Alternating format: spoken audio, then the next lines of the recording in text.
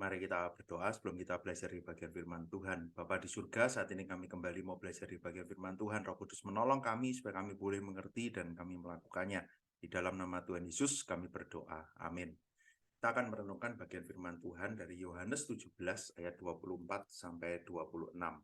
Yohanes 17 ayat 24 sampai 26, demikian firman Tuhan. Ya Bapa, aku mau supaya dimanapun aku berada, mereka juga berada bersama-sama dengan aku. Mereka yang telah Engkau berikan kepadaku, agar mereka memandang kemuliaan-Ku yang telah Engkau berikan kepadaku. Sebab Engkau telah mengasihi aku sebelum dunia dijadikan. Ya Bapa yang adil, memang dunia tidak mengenal Engkau. Tetapi aku mengenal Engkau dan mereka ini tahu bahwa Engkau-lah yang telah mengutus aku. Dan aku telah memberitahukan namamu kepada mereka, dan aku akan memberitahukannya supaya kasih yang Engkau berikan kepadaku ada di dalam mereka dan aku di dalam mereka. Bagian firman Tuhan ini melanjutkan dari pembahasan Yohanes 17. Kemarin kita belajar tema dari bagian yang pertama tentang apa yang kita dapatkan ketika kita percaya kepada Kristus. Kita akan mendapatkan hidup yang kekal di dalam Kristus. Satu bacaan yang kemarin mengingatkan kita bagaimana kita harus hidup menaruh kepercayaan kita, mengaku Dia sebagai juru selamat kita, dan kita akan punya hidup yang kekal di dalam Yesus. Bagian hari ini lebih mendarat bagaimana hidup kekal di dalam Yesus itu akan berdampak di dalam hidup kita sehari-hari, saat ini, dan juga nanti ketika kita ada di dalam kekekalan. Satu bagian firman Tuhan yang menarik, mengingatkan kepada kita kembali, hidup yang kekal di dalam Kristus itu apa? Kita tahu, kemarin juga sudah kita bahas, bagaimana kita diperdamaikan dengan Allah. Diperdamaikan dengan Allah, itu bukan hal yang sederhana. Bukan hal yang hanya sekedar, oke, nanti aku akan masuk surga. Tapi bahkan berbicara kepada kita sekarang. Di dalam hidup kita sehari-hari, ketika kita menjalani hidup kita, diperdamaikan dengan Allah, menjadi satu bagian yang indah. Ayat 24, aku mau supaya dimanapun aku berada, mereka juga berada bersama-sama dengan aku. Mereka yang telah Engkau berikan kepadaku. Mereka yang telah mendapatkan hidup yang kekal. Yesus katakan, mereka bersama-sama dengan aku. Satu hal yang indah. Yesus mau mengatakan dia adalah Allah di bagian yang sebelumnya. Ketika dia menunjukkan siapa dia, aku adalah Allah. Ketika Yesus berkata, aku bersama dengan Allah, berarti kita yang bersama dengan Yesus, kita juga bersama dengan Allah. Dikatakan di sini, mereka bersama-sama dengan aku. Kita bisa melihat bagaimana Allah Immanuel. Kita boleh bersama dengan Yesus. Kita boleh bersama dengan Allah.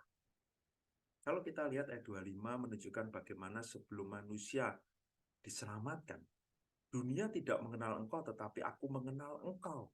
Dan mereka ini tahu bahwa Engkaulah yang telah mengutus aku.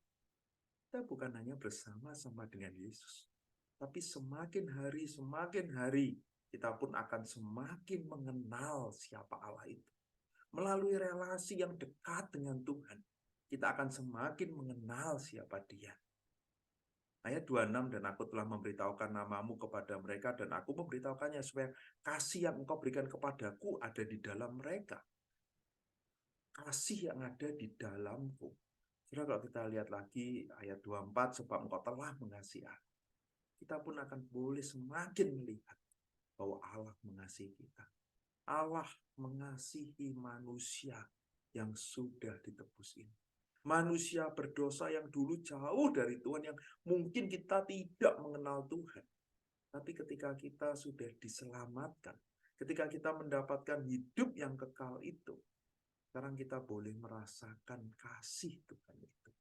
Karena itu, saudara, kalau kita coba renungkan bagian ini, sebetulnya kita ini siapa?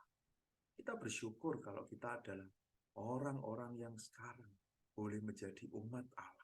Ketika kita boleh menjadi umat Allah, kita bukan hanya tadi yang saya katakan di awal, bukan nanti kita akan mendapatkan surga, tapi saat ini pun kita boleh mendapatkan hal yang berbeda di dalam menjalani hidup kita. Paling tidak tadi dengan jelas, kita akan terus bersama-sama dengan Tuhan. Kita akan semakin mengenal Tuhan, dan kita pun akan merasakan kasih Tuhan. Kadang kita merasa di dalam hidup ini banyak orang mengecewakan. Mungkin kadang kita merasa di dalam pergumulan yang begitu berat, aku tidak tahu aku harus berharap kepada siapa. Tapi bagian firman Tuhan ini sangat jelas. Kita bersama-sama dengan Tuhan. Kita tidak pernah sendiri. Bahkan ketika orang-orang tidak kenal kita, sehingga kita merasa dikecewakan, kenapa orang tidak mengerti apa yang aku rasakan, Tuhan mengenal setiap kita. Mungkin ketika kita diremehkan, mungkin kita dianggap, kamu bisa apa di dunia ini? Kamu tidak bisa melakukan apa-apa. Tuhan tahu. Karena dia yang sudah mengutus Kristus itu, dia juga yang akan mengutus kita. Itu yang nanti kita akan bahas di hari-hari selanjutnya. Dan kita pun tahu, kita sangat dikasihi Tuhan. Bukan kasih yang hanya sekali, tapi kasih yang terus-menerus akan dia berikan kepada kita. Kita adalah umat yang sangat dikasihinya, kita sangat berharga di hadapannya. Apa yang membuat kita khawatir lagi? Tapi satu hal yang kita bisa perjuangkan. Kalau kemarin kita berkomitmen untuk aku mau sungguh-sungguh percaya kepada Tuhan. Aku mau menjadikan Kristus sebagai juru selamat pribadi. Bagian ini sangat indah. Sebetulnya ini inisiatif Tuhan kan. Untuk bersama-sama dengan kita, untuk mengenal kita, untuk mengasihi kita. Tapi sebagai manusia kita tidak akan pernah bisa membalas itu. Tapi maukah kita meresponi itu? Kalau dia selalu bersama dengan kita, maukah kita juga selalu mencari Tuhan? Selalu tinggal di dalam dia. Bukan kita lari jauh dari Tuhan. Kalau dia sangat mengenal setiap kita, maukah kita juga semakin mengenal dia? Semakin mengenal siapa Tuhan kita. Kita mau terus belajar firman Tuhan, kita mau semakin mengerti dia.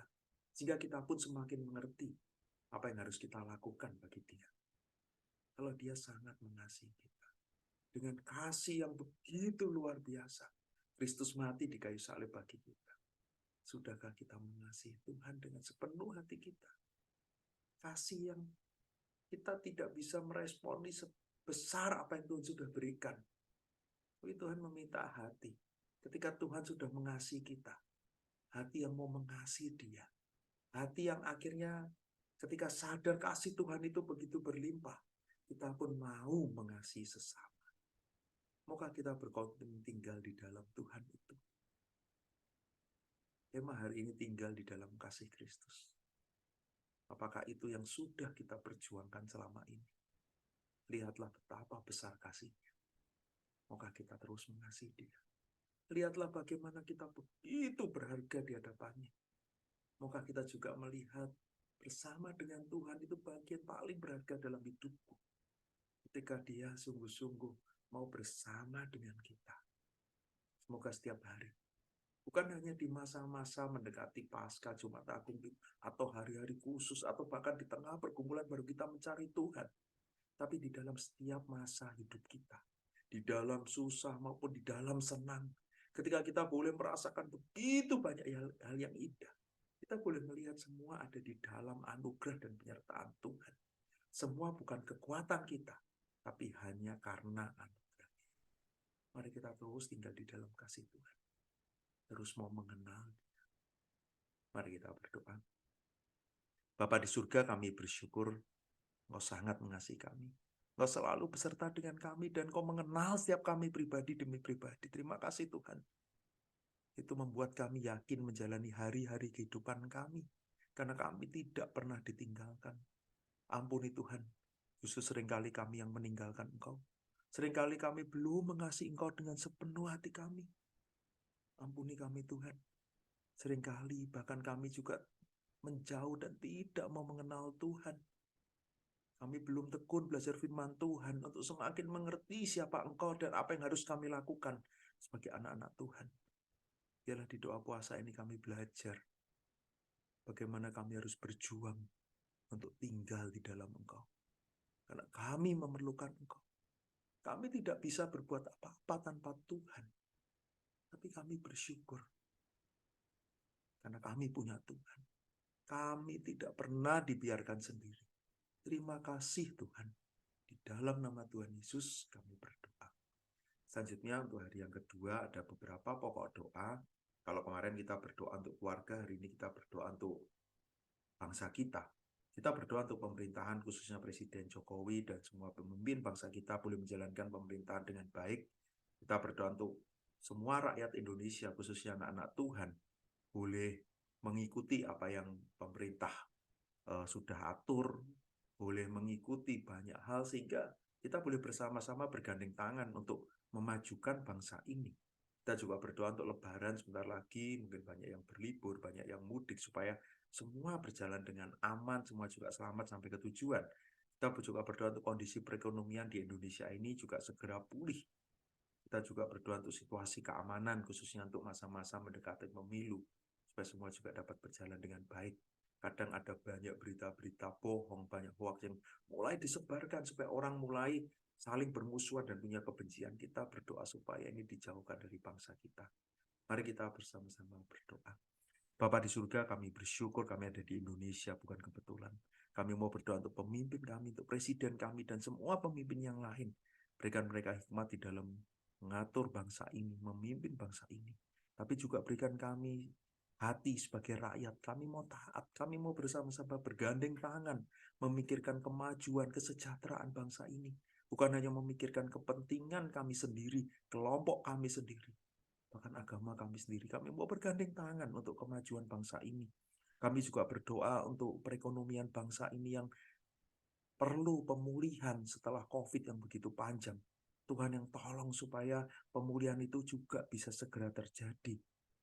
Kami juga berdoa untuk situasi keamanan khususnya mendekati pemilu, supaya rakyat diberikan juga hikmat untuk bisa mengerti khususnya berita-berita hoax yang bisa memecah belah bangsa ini, supaya setiap rakyat juga boleh melihat mana yang benar, boleh sekali lagi memikirkan kepentingan bangsa dan proses politik khususnya untuk selama masa-masa pemilu ini semua dapat berjalan dengan lancar.